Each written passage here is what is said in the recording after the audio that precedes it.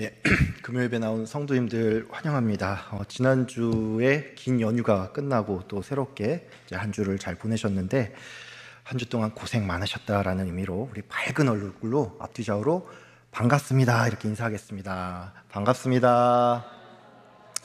예, 반갑습니다. 예, 더 우시셔도 됩니다. 예, 오늘은 빛으로 나아오라 죄를 자백하라라는 제목으로 함께 말씀 나누도록 하겠습니다. 오늘 함께 살펴볼 요한 1서는 이제 예수님의 12 제자 중에 세베대의 아들인 요한이 쓴 편지입니다. 사도 요한은 이제 예수님의 12 제자 중에서 이제 순교를 당하지 않고 장수한 인물로 알려져 있는데, 이런 이유로 요한의 이제 저작들은 대체로 그 기록 시기가 좀 늦는 편입니다. 한 예로 오늘 본문인 요한 1서는 이제 대략 AD 85년에서 95년 사이, 그러니까 이 사도 요한의 말년쯤에 작성이 된 것으로 추정이 되는데, 이거를 바울 서신과 비교를 하면 요한 서신이 바울 서신보다 대략 한 20년에서 30년 뒤에 쓰여졌음을 알 수가 있습니다. 이처럼 요한의 저작들은 조금 늦은 시기에 작성이 된 탓에 신약의 다른 책들과 비교를 했을 때 확연히 구분되는 특징이 하나가 있습니다. 예를 들자면 이런 겁니다. 사복음서에 보면은 마태, 마가, 누가복음, 그리고 그 다음에 요한복음이 있죠. 이 요한복음은 공간복음과는 그 관점이라든지 또 이야기의 구성 방식이 조금 다른데, 특별히 요한 사도는 이제 그의 저작에서 빛과 어둠의 이미지를 많이 활용하고 또 하나님 사랑과 이웃 사랑에 대해서 자주 강조를 합니다. 요한의 저작들은 이제 앞서도 말씀을 드렸지만 늦은 시기에 작성이 됐기 때문에 우리가 이 책을 읽을 때도 한 가지 유의할 점이 있습니다. 그게 뭐냐면 그의 저작들은 많은 경우 초대교회의 2세대를 대상으로 하고 있다는 것입니다. 쉽게 말해서 모세가 신명기를 통해서 광야 2세대에게 말씀을 가르친 것처럼 사도 요한 또한 이 예수님의 복음의 메시지를 이 믿음의 2세대들에게 다시금 전할 필요가 있었다는 얘기입니다. 초대교회 당시에 1세대 성도들은 이 예수님의 생애와 부활을 직접적으로 또는 간접적으로 경험한 사람들입니다. 이건 바꿔 말해서 예수님에 대한 그들의 믿음이 내가 직접 보고 들은 게 있으니까 어지간해서는 흔들리지 않는다는 말이죠. 반면에 이 믿음의 2세대들은 그들이 실제로 예수님을 본 적이 없기 때문에 이 예수님의 실존과 부활에 대해서 이 의심의 여지가 조금은 있었다는 사실입니다. 참고로 이 믿음의 2세대나 3세대들이 1세대 같지 않은 현상이 있는데, 이것은 오늘날의 한국 교회에서도 쉽게 발견되는 상황입니다. 오늘날 한국 교회의 주축은 대부분 믿음의 2대나 3대 정도입니다. 물론 여기서 내 가정은 지금 믿음의 4대째다, 5대째다 이렇게 말하는 분도 계실 텐데, 그럼에도 절대적으로 이 믿음의 2대나 3대가 많죠. 여기에 계신 분들 또한 이 믿음의 2대나 3대가 많을 텐데, 제가 그런 의미에서 여러분께 질문을 하나 좀 드리겠습니다.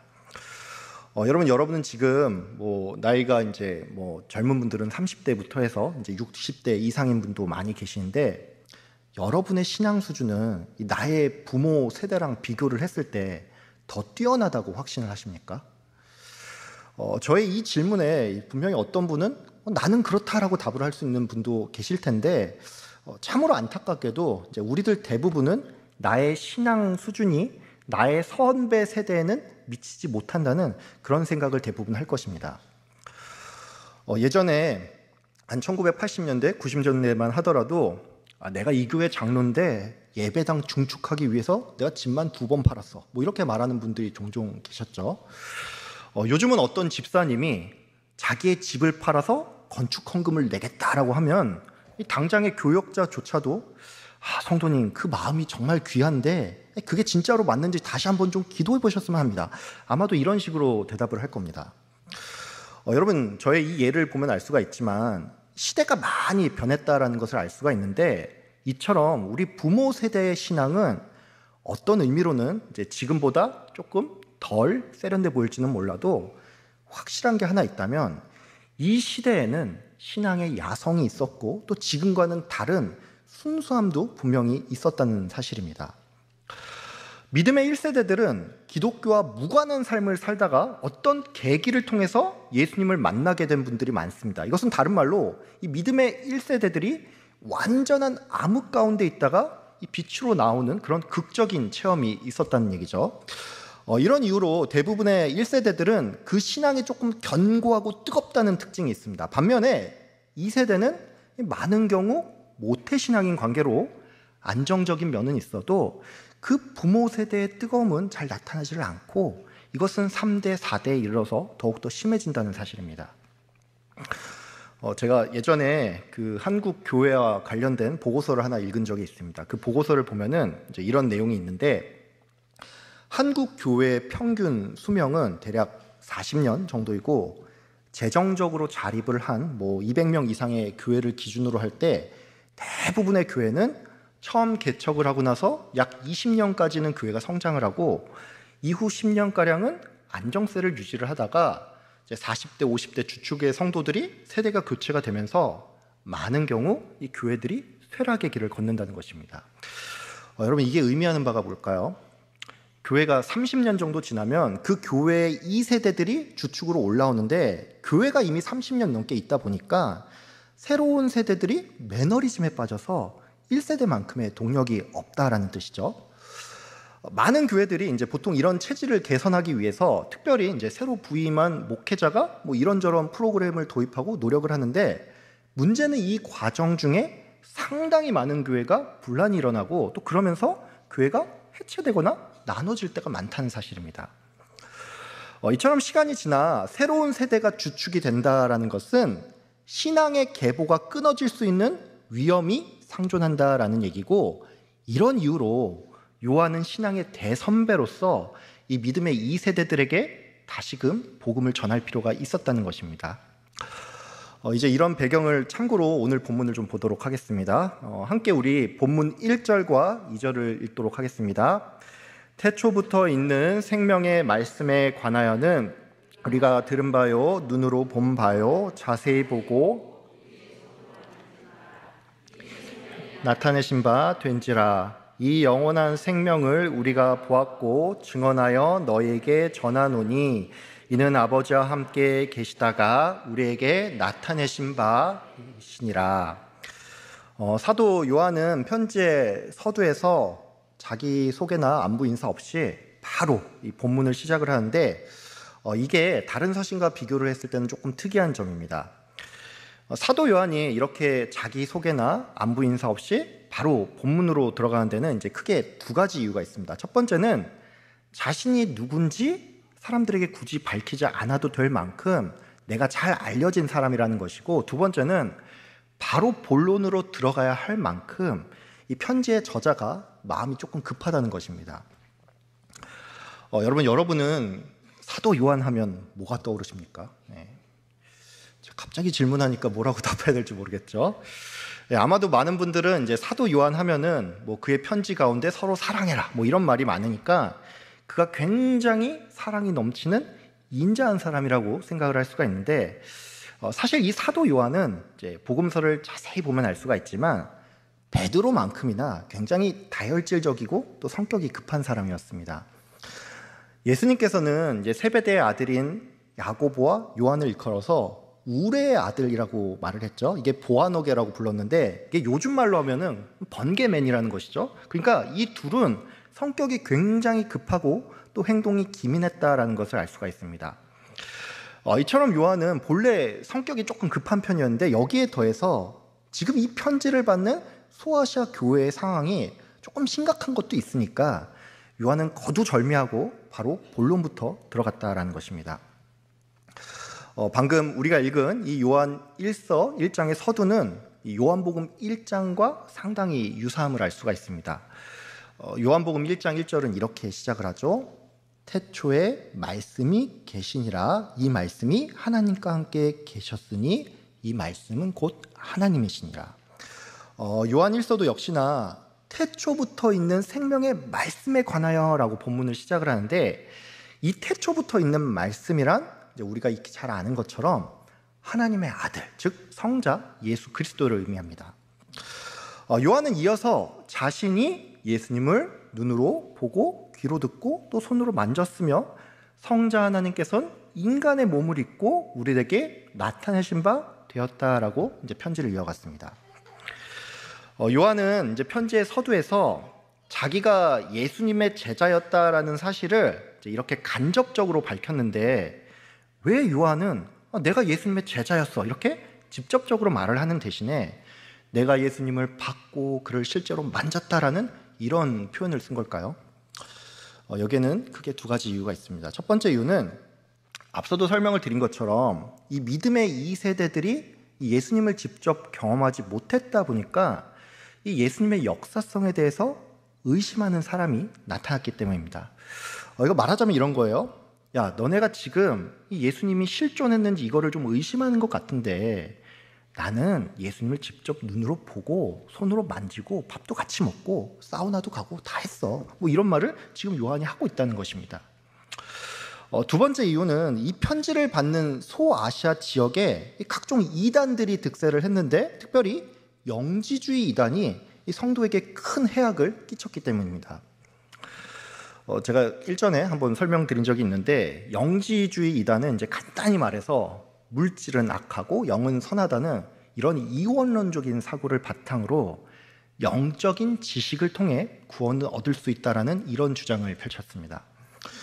이들은 이처럼 물질 그 자체를 악하게 보다 보니까 이 예수님의 성육신 사건뿐만이 아니라 이 육체의 부활 또한 부인을 했는데, 요한은 이러한 잘못된 가르침에 성도들이 넘어가지 않도록 내가 예수님을 실제로 보고 만지고 들었다라고 이렇게 서두를 시작을 한 것입니다.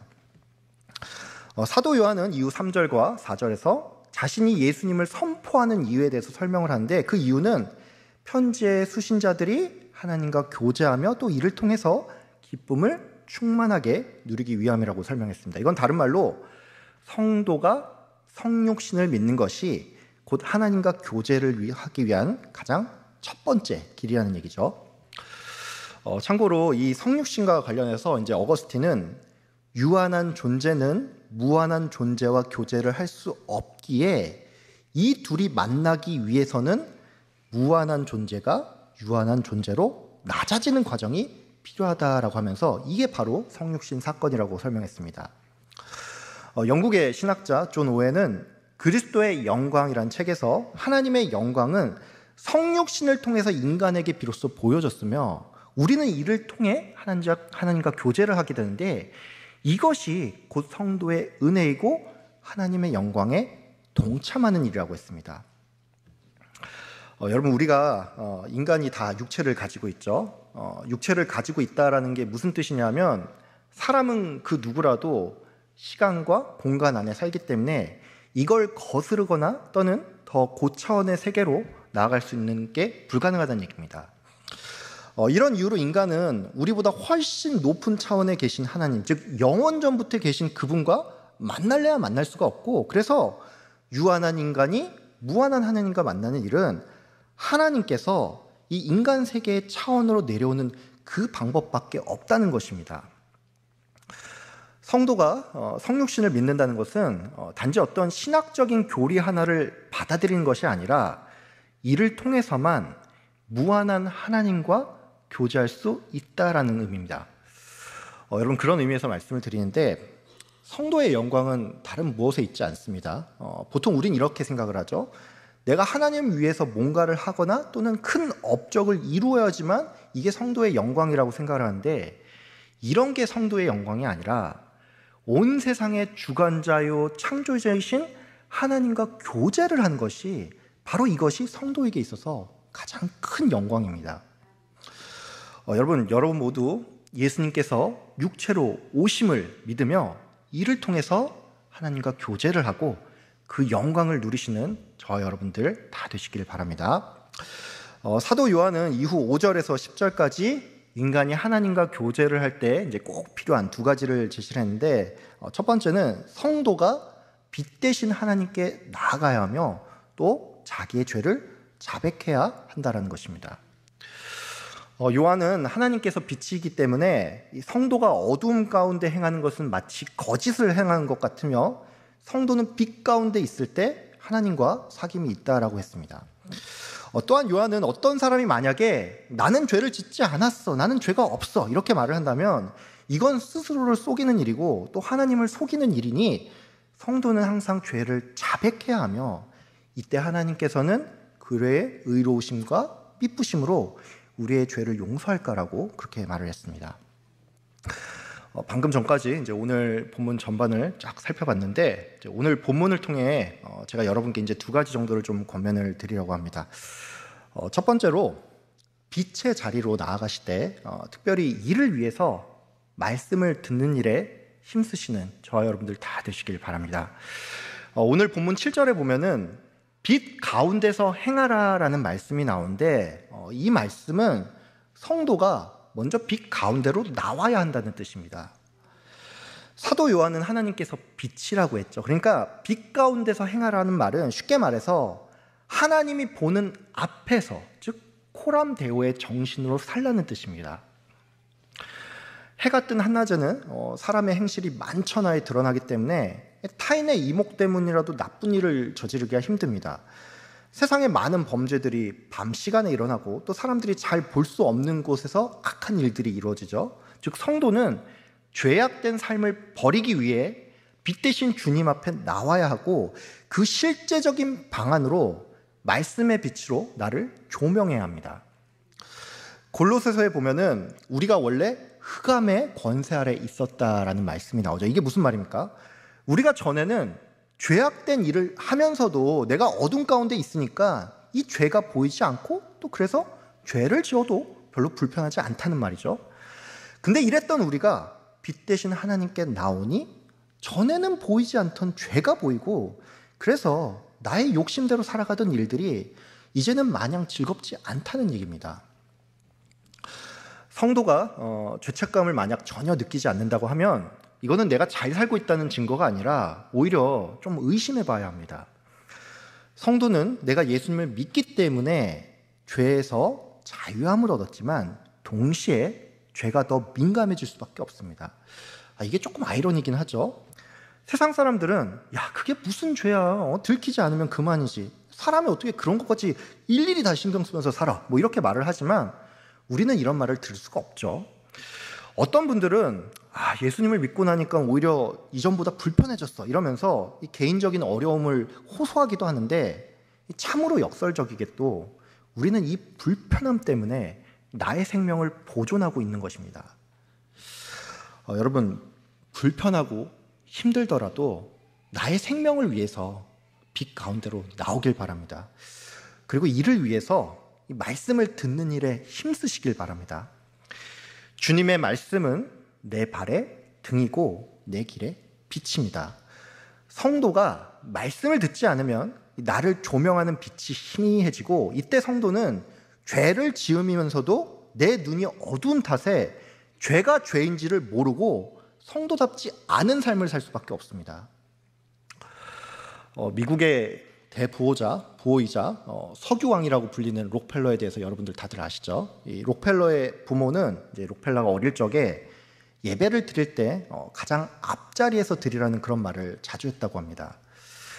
자리가 사람을 만든다는 얘기가 있죠. 뭐 여기서 말하는 자리는 뭐 직위나 직책 이런 걸 의미하지만 다른 의미로 예배에 있어서 내가 어느 자리에 앉느냐는 이게 정말로 중요합니다. 아시는 분도 계시겠지만 제가 교구 사역을 하기 전에 이제 영화부에 2년 있었거든요. 지금 와서 이제 뒤늦게 고백을 하자면 영화부에서 설교를 하는 것이 지금 이 강대상에서 설교하는 것보다 대략 한 5배 정도 힘듭니다. 지금도 잠옷실에서 이제 예배를 드리는 부모님들은 아시겠지만 잠옷실에 있으면은 말씀에 집중을 하기 힘들죠.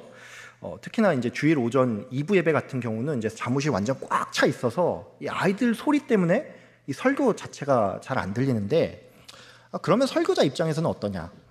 제가 이 본당 강대상에서 설교를 하면 그래도 여러분은 저를 좀 쳐다보고 가끔 조는 분도 계시긴 하지만 그래도 듣는 분들이 많죠. 근데 영화부 같은 경우는 뭐 보통 이렇습니다. 마치 한석봉의 어머니가 불을 딱 끄고 너는 글을 쓰거라 나는 떡을 썰겠다 뭐 이런 것처럼 영화부는 목사님은 설교를 하십시오. 저는 저의 아이를 보겠습니다. 이런 분위기입니다. 여러분 제가 이 말씀을 왜 드리냐면 이처럼 사람이 이 설교에 집중할 수 없는 환경에 놓이면은 누구라도 말씀을 듣기 어려워지는데, 지금 이 예배는 적어도 그런 환경은 아니잖아요. 근데 굳이 설교자와 멀리 떨어져서 이 말씀을 듣기 어려운 환경으로 나를 몰아넣지 말라는 얘기입니다. 우리가 빛으로 나오기 위해선 나를 조명하는 말씀이 필요한데, 그렇기 때문에 이 말씀을 듣는 일을 사모해야 합니다. 예배의 자리를 늘 찾으시고 특별히 이 말씀을 잘 들을 수 있는 환경에 항상 나를 노출시키는 저와 여러분들 다 되시길 바랍니다. 두 번째로, 하나님께 나의 죄를 자백하길 바랍니다. 이를 위해서 제가 실천적인 제안을 좀 하나 드리는데, 기도를 내가 평소에 잘 못한다라고 해도 회개 기도만큼은 빼먹지 말고 매일 꼭 하길 바랍니다. 사람들은 일반적으로 죄를 범했을 때 이것을 은폐하거나 부인하려는 경향이 있습니다.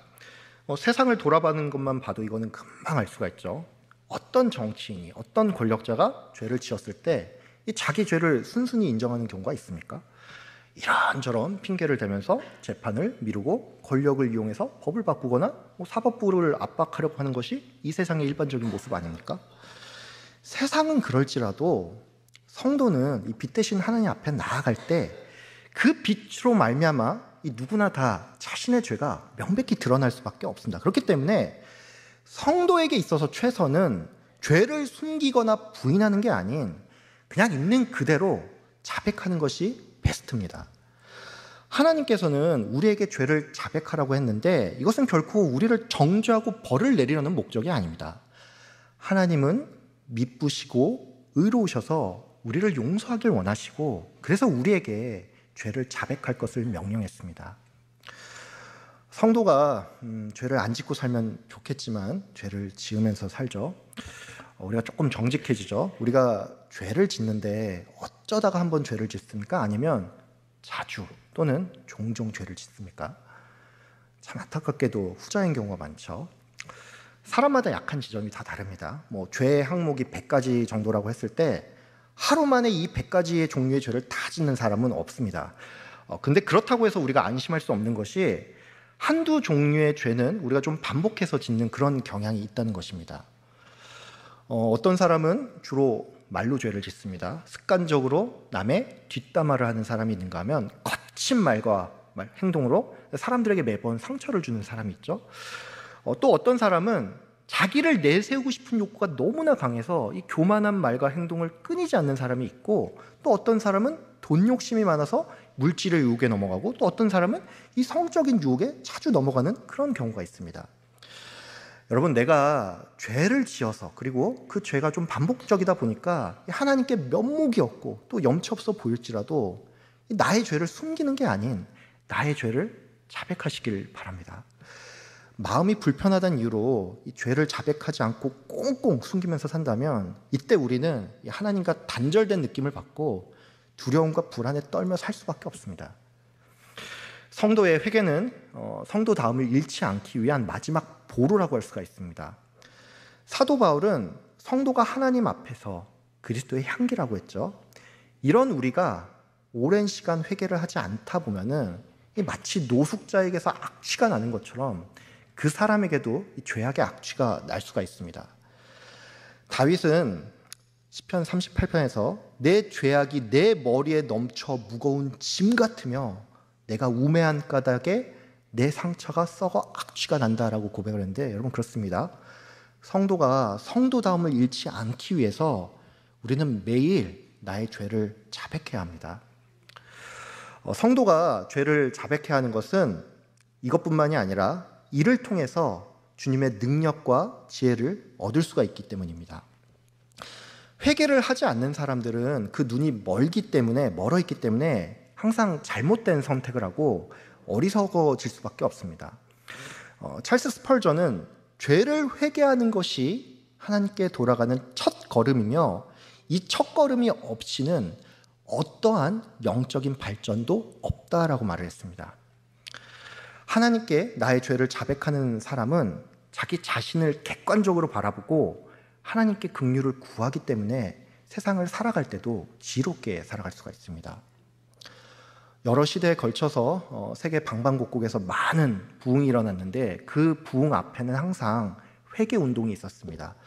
평양 대부흥이 그랬고 미국의 대각성 운동, 웨일스의 대부흥 등 부흥 이전에 먼저 회개가 있었습니다. 여러분 모두 죄를 자백하는 일에 힘쓰시길 바랍니다. 아무쪼록 빛의 자녀로서 하나님과 동행을 하시고 또 그분의 영광에 동참하는 저와 여러분들 다 되시기를 주의 이름으로 축복하며 기도합니다.